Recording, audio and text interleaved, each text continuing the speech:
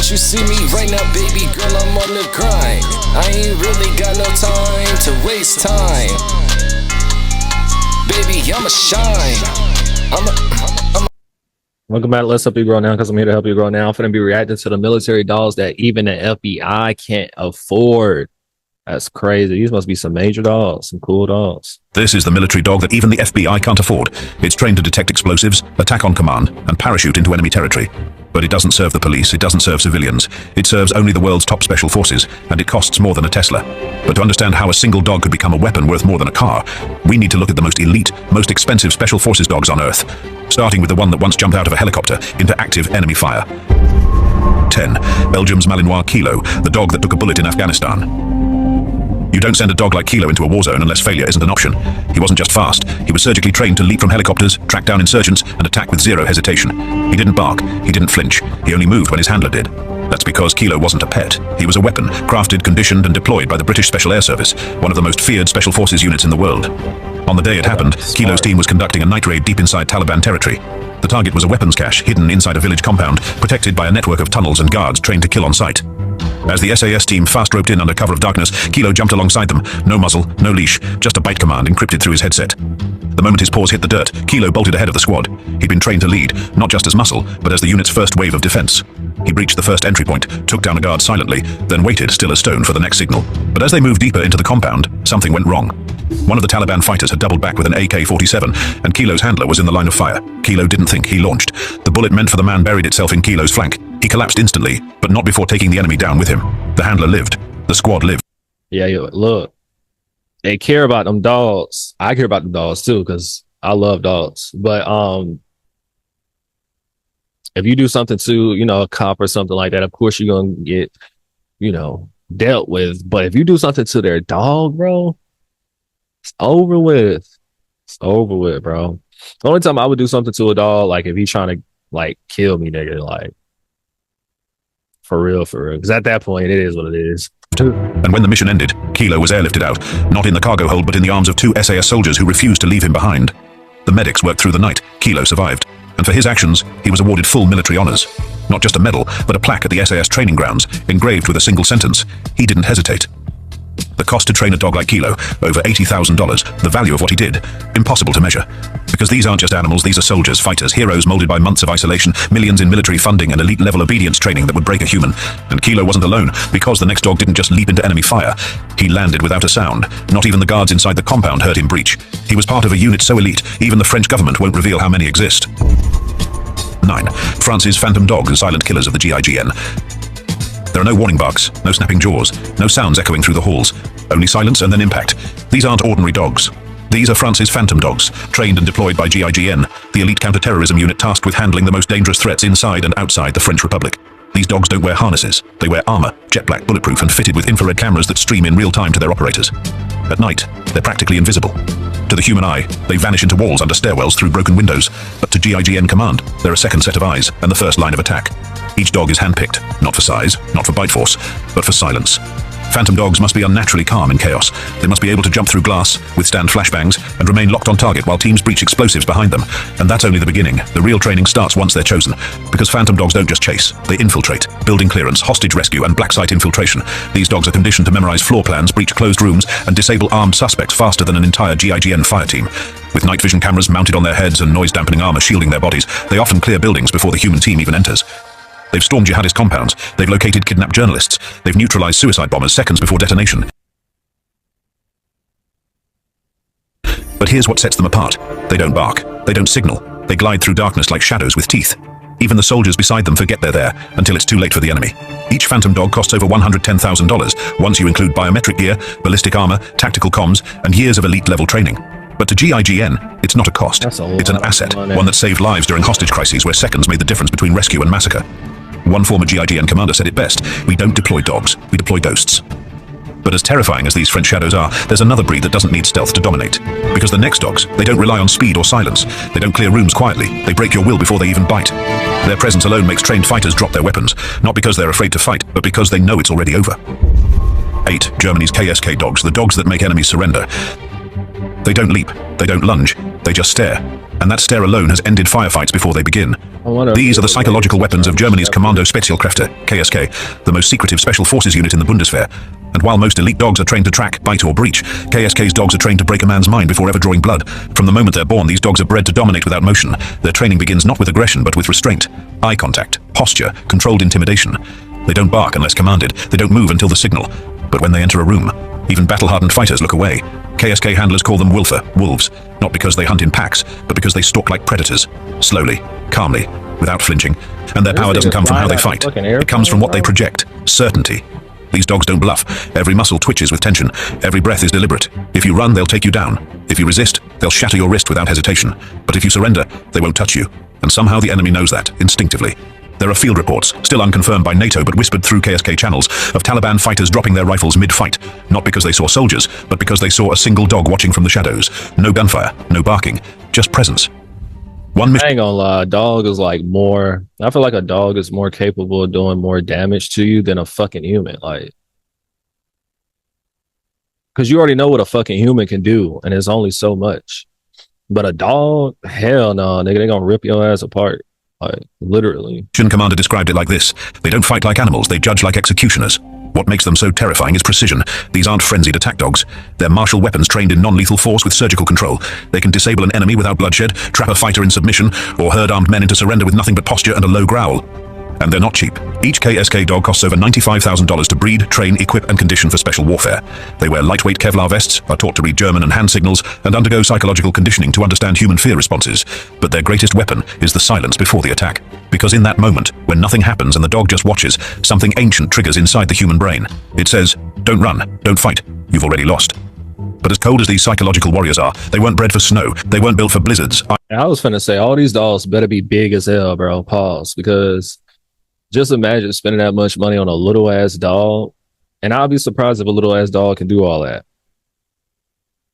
I feel like that would be more surprising, more impressive. A little dog doing it, it's like, what the fuck? Like, I gotta stop because of a little dog. It's crazy. Ice storms or avalanches. They weren't designed to leap off helicopters into sub-zero winds with only instinct and ice in their veins. Because what's coming next are the Arctic monsters of Norway, and when they hit the ground, nature itself can't stop them. 7. Norway's Icefang dogs, Arctic warfare specialists. While most military dogs are trained for the urban battlefield or desert terrain, there exists a breed so uniquely adapted, so ruthlessly conditioned by the elements, that they thrive in the one environment that breaks even the toughest soldiers, the Arctic. These are Norway's elite Icefang dogs, raised not just to survive sub-zero warfare, but to dominate within it, operating with chilling precision in conditions that would immobilize conventional forces. Employed by the Norwegian Special Operations Units assigned to NATO's Northern Defense Network, these Arctic canines are neither ordinary scouts nor ceremonial mascots. They are combat-tested tools of war, deployed specifically to navigate the complex and often invisible threats hidden beneath snow-covered battlefields. From the moment their paws touch the ice, their senses engage with an acute level of environmental awareness that defies conventional military technology. Each dog is selected from bloodlines capable of withstanding punishing cold and trained in extreme terrain navigation, where the snow can conceal 1,000 dangers: tripwires, pressure mines, fiber optic traps, and buried insurgents lying in wait beneath frozen camouflage. Unlike man-made devices, which malfunction in severe cold or provide inconsistent data through ice interference, these dogs rely solely on their biological instincts, refined through years of tactical conditioning, to identify threats long before any human would detect them. During one of NATO's most secretive Arctic exercises, designed to simulate Russian special forces penetrating Norway's northern perimeter, standard surveillance drones failed to detect a hostile entry point buried under 4 feet of hardened snow. The Icefang dogs, however, halted mid-patrol, their bodies tense, ears raised, and breathing low. While human operators saw nothing, the dogs refused to proceed. Minutes later, explosive detection specialists uncovered a concealed tripwire and remote surveillance device embedded beneath a layer of black ice, precisely where the dogs had stopped. It wasn't hesitation, it was execution of learned behavior, activated at exactly the right moment. Valued at over $120,000 per unit, when including gear, training, and operational deployment costs, each Icefang dog is equipped with thermal-regulated vests, sub-zero paw armor, GPS collars with emergency beacons, and even small attached payloads for emergency combat aid, such as field bandages, locator strobes, and ration pouches for downed soldiers awaiting extraction. They are not only trackers and protectors, they are mobile support units in terrain where helicopters can't land and drones cannot fly. Their missions rarely involve direct confrontation, but their presence often defines the outcome of engagements in remote, frozen theaters of war. In polar warfare, where visibility is measured in meters and sound is swallowed by snowfall, the dogs that remain silent are often the ones that determine whether an entire unit lives or vanishes. Still, even with their thermal detection skills, endurance, and Arctic conditioning, these dogs were never designed for the dark corridors of foreign cities, nor were they prepared to fight. Yeah, that's not an easy thing to do for a dog to stay quiet. That's not easy. That's rare. That's very rare. Function as extensions of a nation's intelligence network, capable of crossing borders, tailing human targets, and eliminating threats without leaving a single trace behind. Because the next dogs weren't bred for the battlefield, they were created to operate in the shadows of global espionage, without ever being seen. 6. Israel's Ghost Unit Dogs, Mossad's silent partners. In a world where surveillance satellites can track footsteps from space and drones hover unseen above cities, there still exists one tool that modern espionage cannot replace: a living, breathing organism capable of bypassing the most sophisticated security networks without detection, sound, or suspicion.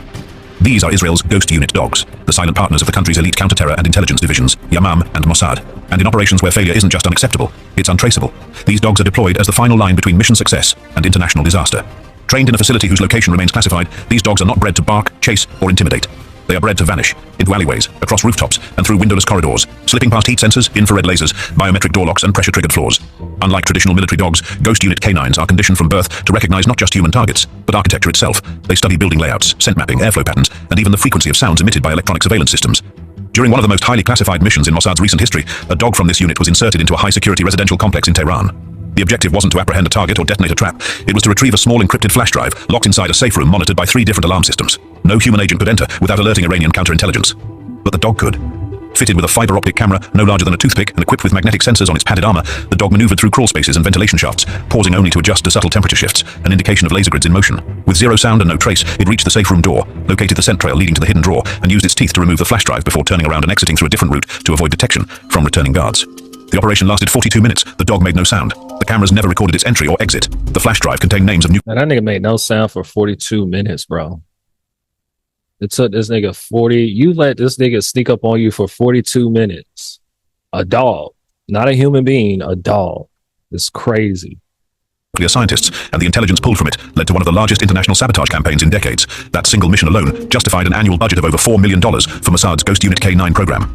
Each dog is estimated to cost well over $150,000 to fully train and outfit, not including the dozens of counter-espionage specialists who develop their skill sets. These canines undergo desensitization training to ignore sirens, weapon fire, and even the presence of explosives strapped to nearby bodies. They are not soldiers. They are living espionage instruments, operating in environments where humans are liabilities. And while their missions are rarely discussed, often erased from logs entirely, their outcomes alter geopolitics in ways the public may never understand. But if these dogs were designed to silently retrieve information from behind enemy lines, the next unit takes it even further, because these dogs weren't just trained to find threats. They were programmed to disable entire machines. 5. South Korea's EMP dogs, cyber assault canines. At the intersection of biotechnology and cyber warfare lies a military innovation so futuristic it sounds more like science fiction than strategy. Yet it's very real, and it's already operational.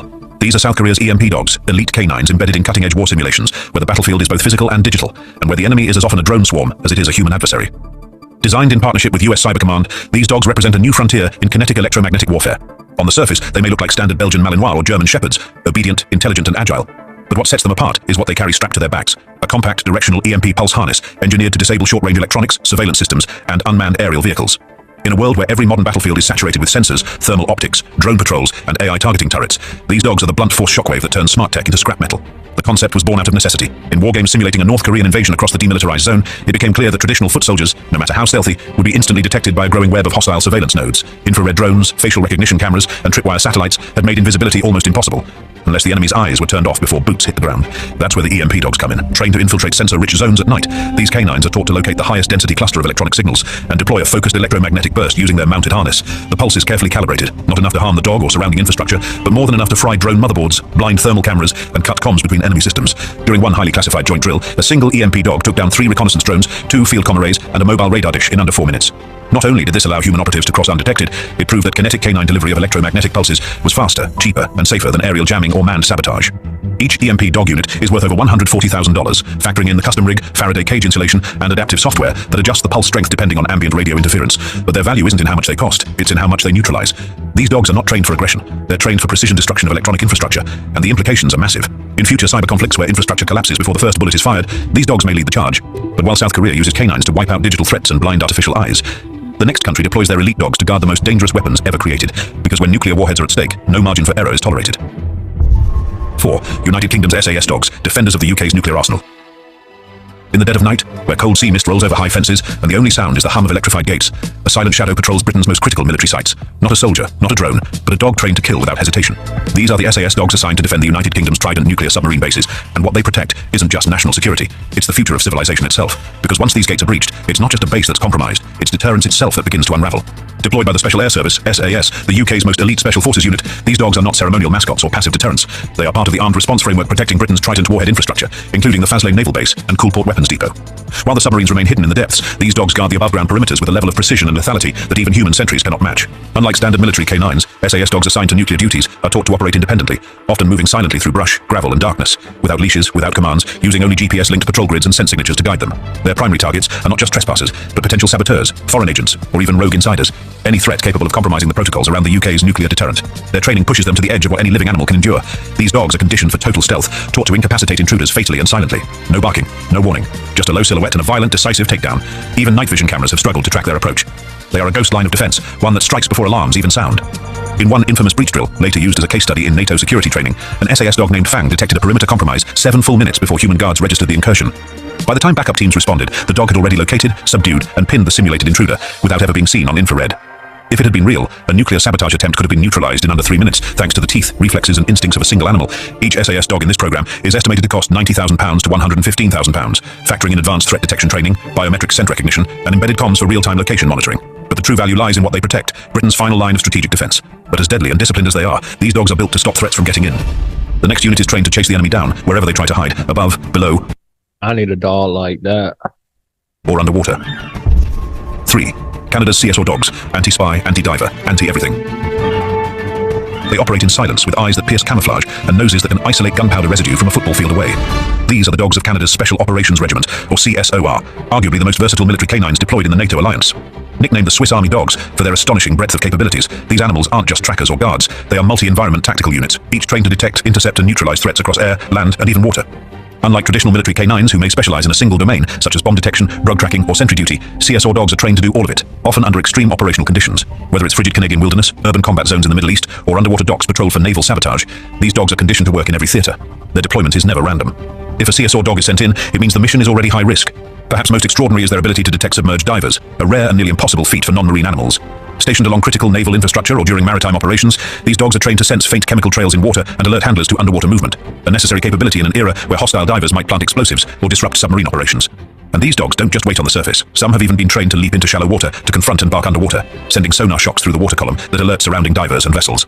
But their threat detection doesn't end in the sea. These dogs can sniff out buried munitions, booby-trapped entry points, even tripwires hidden inside building walls. CSO handlers rotate dogs through threat immersion training, exposing them to overlapping scents and environmental confusion, so the dog learns to prioritize danger, not just detect it. That training includes sniper scent profiles, explosives with minimal chemical signatures, and even masked human breath used by deep cover agents. They're not just tracking movement, they're predicting intent. In recent NATO war games, CSO dogs were credited with locating 4 hidden weapon caches, 2 simulated sniper nests, and 1 underwater approach route before any human sensor system picked them up. Their performance during these exercises earned them international recognition and led to joint operational exchanges with US SEAL teams and British SAS. But what truly sets them apart is the adaptability. You can drop them into a jungle, a city, or a frozen harbor, and they will know what to do before the humans can even deploy drones. Each CSO dog represents an investment of over $130,000, covering multi-environmental conditioning, classified sensory training, underwater exposure programs, and combat deployment logistics. But the real cost is hidden, not in dollars, but in the high-risk missions they complete without hesitation, without backup, and often without anyone ever knowing they were there. But the next dog didn't just track spies or eliminate threats silently. He saved the most powerful man in the free world, and then went on to help take down America's most wanted terrorist. 2. United States' SEAL dog Cairo, the dog that took down Osama bin Laden. He entered the compound before any man did. Silent, armored, and laser-focused, the Belgian Malinois known only as Cairo wasn't just another military working dog. He was SEAL Team 6's ghost operative, embedded in the most dangerous special forces mission of the 21st century, Operation Neptune Spear, the raid that brought down Osama bin Laden.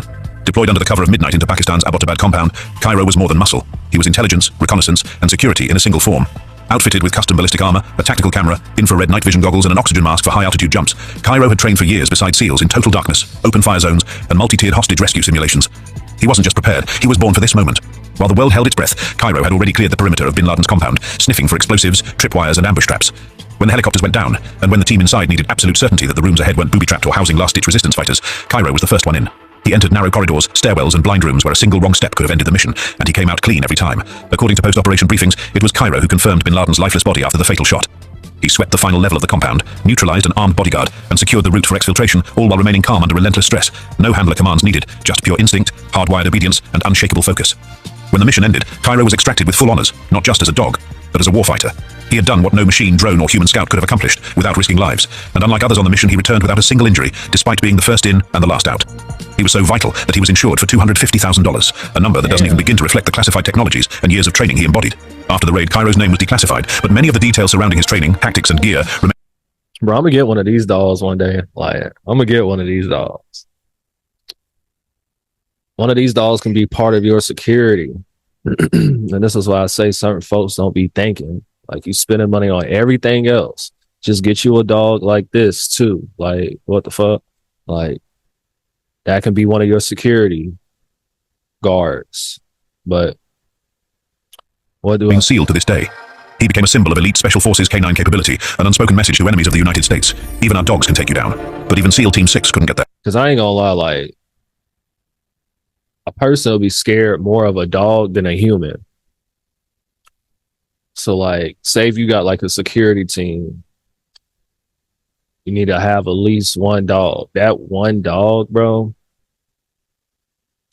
will possibly save you. You got the right dog, one of these dogs, especially one of these dogs for sure. Like, I trust one of these dogs with my life versus a human security guard. I swear. Because I know a regular person is going to be more scared of that dog than that human security that you got, for sure, for a fact. Hands on what came next. Because this final military dog isn't just expensive, it's not for sale, not for rent, and not for civilians. It's trained in total secrecy, and even the FBI has been denied access. What the hell? NATO's Tier 1 shadow breed of the $500,000 dog that doesn't exist on paper. No badge, no rank, no official existence. But in the dead zones between governments, where classified operations are buried under layers of denial and disavowal, there is a breed of dog that doesn't just obey, it vanishes. Known only to a handful of NATO operatives and high-clearance intelligence personnel, this ultra-elite canine is called the shadow breed, a label whispered behind encrypted communications and redacted after-action reports. These dogs are not registered, not tracked through public channels, and not even acknowledged by the majority of the Western intelligence community. Even the FBI, with its extensive domestic jurisdiction, has been explicitly denied access during joint NATO training drills. The reason? Insufficient clearance. Because these dogs aren't military working animals in the traditional sense, they are biological weapons embedded inside fur, bone, and muscle. The origin of the shadow breed is buried under NATO's black budget ledger, reportedly created through a highly classified breeding and augmentation program housed in Belgium, Germany, and undisclosed Scandinavian labs. The dogs themselves are genetically refined crossbreeds of Belgian Malinois and Dutch Shepherds, chosen for their agility, intelligence, and capacity for high-risk adaptability. But what separates them from any known military dog on Earth isn't their bite. It's what they've been surgically altered to survive. Each shadow breed is born and raised inside a biosecured facility. By the time they reach 6 months of age, they undergo microvascular surgeries and neural synchronization implants. Technology is not available to even the most elite human operators. Their spines are reinforced, their lung capacity is expanded, their retinas are enhanced to detect heat signatures and ultraviolet radiation. Even their vocal cords are surgically restricted to eliminate barking entirely. These dogs do not make a sound, not in combat, not in pain, not even when they kill. Their training is conducted. Wait, they take their vocal cords out? So they won't be able to bark? Is crazy. That's crazy. By CIA-affiliated handlers who themselves undergo months of psychological vetting. Not every elite operator is approved. Only Tier 1 level CIA personnel with full-spectrum black clearance are allowed to work with a shadow breed. Handlers must sign multi-decade non-disclosure agreements, and they are monitored for behavioral integrity before even laying eyes on the animal. Every dog is embedded with a micro-GPS node deep inside muscle tissue, impervious to jamming or electromagnetic pulse. Their coats are treated with biosilence polymer layers, which prevent infrared detection and even dull their scent trail. In simulations run against Russian Spetsnaz and North Korean border troops, shadow breed units evaded thermal drones for over 17 minutes while operating inside a 5-meter proximity kill zone, undetected. But their skills aren't just defensive. These dogs are trained to parachute from low-altitude jumps, swim silently through Arctic water, and identify everything from landmines and biohazards to encrypted cyber equipment hidden inside concrete bunkers. One unit was... Yeah, think about it. A dog don't know no damn better. This nigga finna jump. The dog don't even know he finna jump off a fucking airplane. But a dog is like, they don't have no sense of fear. You feel me? Unless it's like super direct. But they don't got no sense of fear. So it's like, I'm not even surprised. Rumored to have retrieved a hard drive from a collapsing safe house in eastern Syria, minutes before the building was bombed. Commands are non-verbal, issued through facial gestures and hand movements only. No spoken words, no electronic signals. In one exercise, a handler controlled a shadow breed without moving more than his eyebrows, guiding the dog through a simulated chemical weapon lab while a squad of operators engaged in gunfire nearby. To date, no official records confirm their use, but military insiders claim shadow breed units were deployed in operations in Russia, Syria, and Iran, particularly in missions where traditional surveillance was too dangerous or too obvious. One report suggests that a shadow breed dog penetrated a heavily guarded embassy compound in Tehran, bypassed laser sensors, and retrieved a biometric token used in nuclear centrifuge activation. Each unit reportedly costs more than $500,000 to train, equip, and deploy, but that figure doesn't account for the full ecosystem of containment, handler vetting, and research development that supports them. They are not bred in volume. Each one is a bespoke tool of geopolitical precision, and unlike every other canine force across NATO, shadow breed dogs are not available for collaboration, training, or demonstration. In 2022, during a high-level NATO CIA FBI integration session in Munich, the FBI requested a limited... And you know what? This exclusive dog, I don't even know if I would want to train that motherfucker. Because what if that motherfucker turn on you, nigga? Like, that's basically a fucking lion at this point. Demonstration of a shadow breed's capacity for facility breach scenarios. The response was curt and chilling. Request denied, clearance inadequate.